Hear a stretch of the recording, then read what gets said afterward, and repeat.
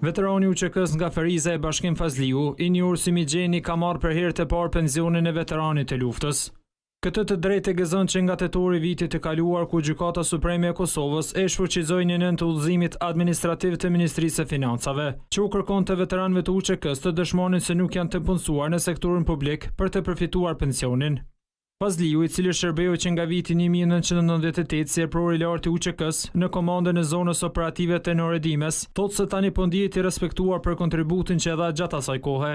Pavarësisht nga shuma monetare, i kisha bo ftesë veteranëve mos më marr fort në numra, shifra. Na jena në sistem. Kërkesa jonë më e rëndësishme është që me të respektu shtetit. E kështu të respekton, nuk ka rëndësi mos sa parë ti merr. Bazuar në shifrat e Agjencisë së Statistikave të Kosovës, si Fazliu janë edhe rreth 1000 veteranë të tjerë që për herë të parë po gëzojnë këtë të drejtë. Megjithatë, Fazliu shpreh shqetësim për bashkëluftëtarët e tij, të cilët janë të punësuar në institucionet publike dhe ende nuk po gëzojnë këtë të drejtë. Prap një pjesë e veteranëve të luftës nuk mujnë me gëzu këto, kështu që i bëj ftesë edhe qeverisë Kosovës që sa më shpejt me ndryshu ligjin edhe me i përfshi në këtë benefit